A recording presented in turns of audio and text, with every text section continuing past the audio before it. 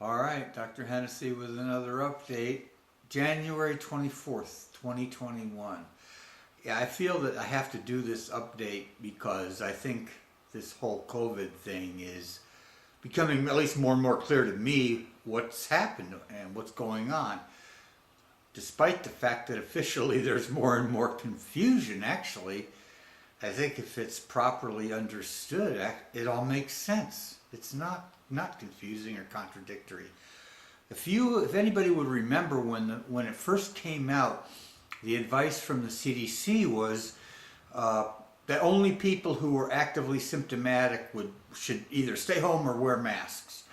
And that was going with the known coronavirus science at the time, that primarily coronavirus is spread by direct, large droplet transmission, or large droplet transmission via fomite transmission, getting on surfaces and being then touched, and people touching their eyes or face or nose or whatever. The early studies showing it living on surfaces 2 to 3 days at 72 degrees and all that. And then came all the really sophisticated indirect studies and suspicions, really, more or less, that it might be being spread by just exhaled breath. And wow, that was really, so that then came the masks, the mask mandate, the religion of the masks based on that belief, because it was never actually studied and substantiated as being true. I've talked about before how the misleading terminology of asymptomatic people, quote unquote, shedding virus. And, shedding meaning that they could stick a swab in through your nose to your nasopharynx and retrieve viral RNA, which now, and there were researchers at the time who were saying, wait a minute, that doesn't translate into virus going out into the environment. That could be just, that may not be viable virus at all. Oh, and now, it has developed that the CDC is saying, you can have, they're saying up to 3 months, but it's probably longer. And now they're officially actually saying that just getting viral RNA from the back of your nasopharynx doesn't mean that you're infectious. What is that? That's definitely contradictory to what they had originally said. And, so in these other studies, the hairdresser who worked on 19 people or something like that, they're right up close to him, and she was wearing a mask and she was symptomatic, and none of them got infected. It's like, wow, isn't that proof that the masks worked? Yeah, except it's not proof. Not scientifically for any scientist who understands. You have to rule out other ways. Okay, what if the mode of transmission was fomites? Maybe the people just didn't touch any infected surfaces. Maybe she also disinfected the surfaces of the chairs or things like that, or the door handle when the people came in. Maybe they just didn't touch any infected surfaces. Isn't that possible? Of course it's possible. But not when you're jumping to conclusions. It's not possible. Same thing with the airplanes and the buses with the recirculating, systems and people getting infected. But didn't they all touch the same doors when they came in? Didn't they touch the seat backs while they were walking down the aisles? Funny, you just can't seem to separate the modes of transmission. Same thing with the household they were household contacts. Certainly they were breathing the same air, but weren't they touching the same surfaces too? How do you rule that out? Well, you can't. But I think the overwhelming conclusion now has come from what's happened with the winter surge of the coronavirus, which essentially is only consistent with fomite transmission. We have massive numbers of new infections. And these are bona fide infections. A lot of people, unfortunately, dying. And everybody's wearing masks. In fact, anybody who gets out of their house can plainly see the religion of the masks is stronger than ever. I mean, everybody's out there. How you going to work in the morning, 6 o'clock in the morning, guy's walking his dog in the middle of nowhere with a mask on. You know, I mean, the religion of the masks is stronger than ever. So how is this possible? But if you get out, of course, I've mentioned this before, what do you see? Everybody's touching the same things. Just in my clinic where I work, everybody opens the same door. It's not disinfected every time. They all get the same clipboards, the same pens, the same folders. Nice, sleek, slick plastic folders too. And now with the cooler temperatures, biologically, it's consistent with biological knowledge that these viruses should be living longer on cooler surfaces. Every 7-Eleven front door that everybody's opening to touch. Every cooler door at the grocery store. Just takes one infected grocery worker stocking 100 things to put 100 infections out on the shelf. Potential infections. And the irony really is that the masks could be increasing the infections. How? Yeah, I mean, they might be preventing a few infections according to the theory on which they're, based, that's some probably, I wouldn't say asymptomatic, but minimally symptomatic people. People who are infectious with a tiny bit of a cough that's blocking that, yeah, that could work in a crowded place. And that's why Sweden's looking smarter and smarter, although, they haven't figured out, they pretty much stuck with the science, and which is essentially fomite transmission, but they didn't figure out how to block that fomite transmission completely. They did change their advice to, in really crowded conditions, for people to wear masks. And that could actually make some sense. Yeah. Not walking your dog in the middle of a park in the middle of nowhere. I don't think that doesn't make any sense. But so that could make some sense. But the bottom line is, you're straining the gnat and swallowing the camel. The vast majority, obviously, are being transmitted by some other means. Everyone's wearing masks and everyone's getting infected. So how is that? It's fomite transmission. Just get out of your house and go to the grocery store. Everyone's touching the same things. Come on. Everybody's touching the same gas pumps, the same everything, okay?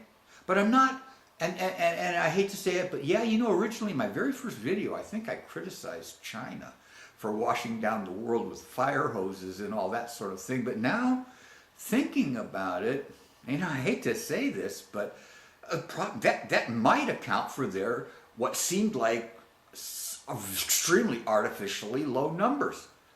And I'm like, whoa, maybe actually they weren't lying and their numbers really were that low. Maybe that's how they did it, by disinfecting all the surfaces, which I wouldn't go for here. That's not how I would want to approach it. I wouldn't want to do the Wuhan fire hose technique, locking people in their houses till they die. No, I think what really should have been done, number one, okay, that's fine when they came up with the mask theory, but scientists test theories.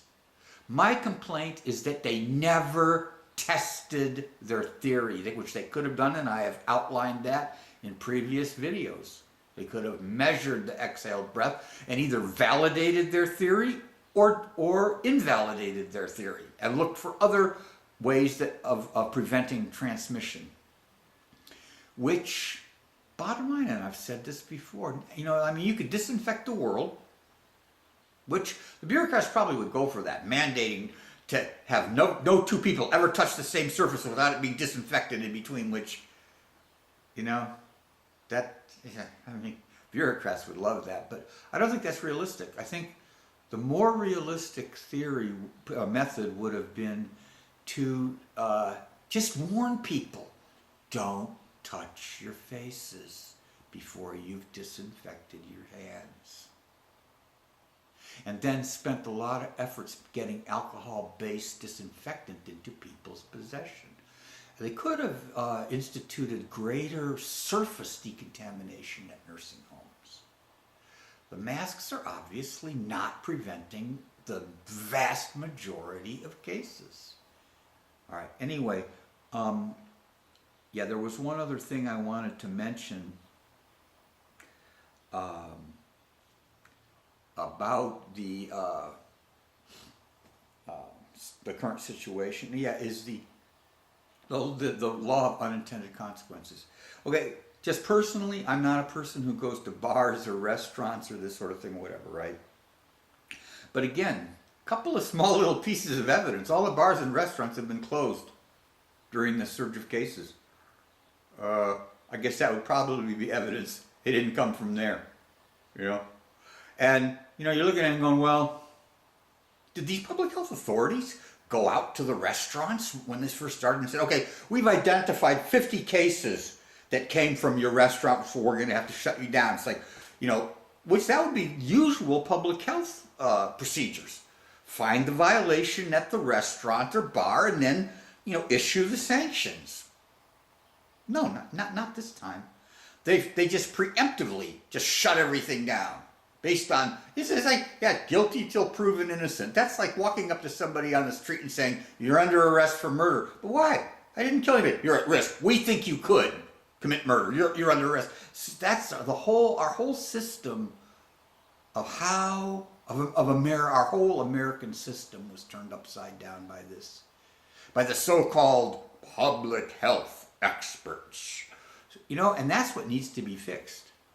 We need to put a check and balance on these unlimited, powerful public health experts that completely screwed up our world without any evidence. And yeah, the irony about the bars and restaurants is if it's true, and I'm thinking it virtually has to be true, that this being spread by fomite transmission, what would have been the safest place in the world to eat? At a bar or a restaurant. Why? Because it's their usual practice of cleaning surfaces between customers. They clean everything. It would have been probably the safest place in the world. It's not floating around in the air in a bar or restaurant. And then what happened? Okay, so you closed all the restaurants. So what did those people have to do? Well, they had to go to the grocery store and Walmart and Costco and get infected, where the infections really were coming from. So you took them from a safe place and put them at risk. Oh, that's brilliant. So that's the brilliance of our public health experts. It's almost like with satanic instinct, they get it exactly opposite. So that's the update. I think that you know, if somebody can figure out, yeah, they're like, well, you know, where did you get 60,000 excess infections? Well, maybe somebody tweaked their mask a little bit one time, and that's where they all came from. They weren't wearing their masks right. And then they changed the rules, like, well, they weren't social distancing. Yeah, but no, weren't we told that that's what the masks were for? If you couldn't be more than 6 feet apart, that the mask would take care of it? Well, no, what happened to all that? It's just like, well, we just changed the rules according to our whims. So that's the beauty of being a public health expert. You get just to make up the rules to whatever you want them to be at any moment.